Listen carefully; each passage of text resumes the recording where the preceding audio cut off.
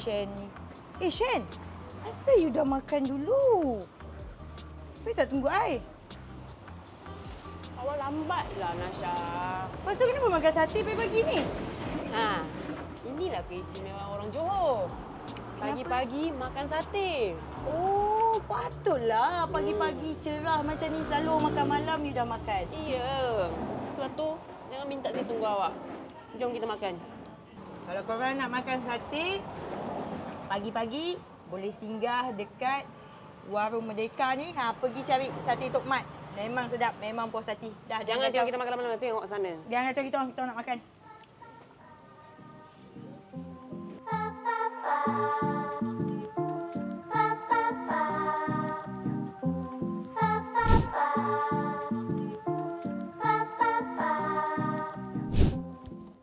Hei, jap. Sini kita kena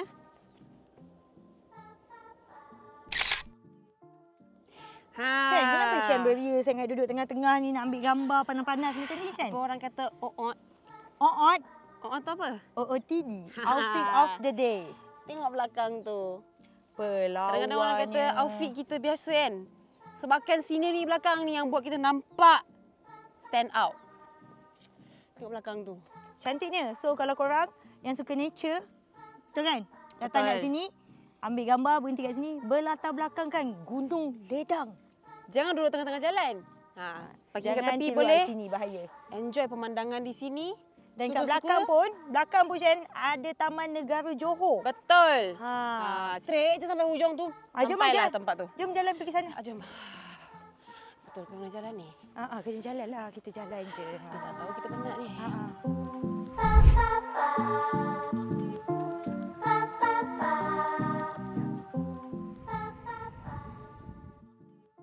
So, kita nak OOTD apa semua. Apa Shen? Lapar? Yes.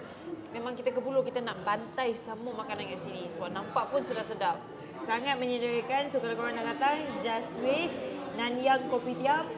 Pagi dah pergi makan sate, nasi lemak bagai. Pergi OOTD. Makan tengah hari pula kat sini. Betul. Lepas ni kita nak ke mana? Stay tuned.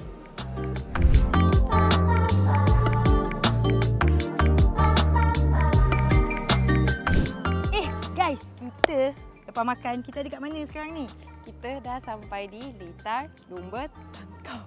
Pusingan kedua untuk kejuaraan Petronas MAM Malaysian Cup Prix.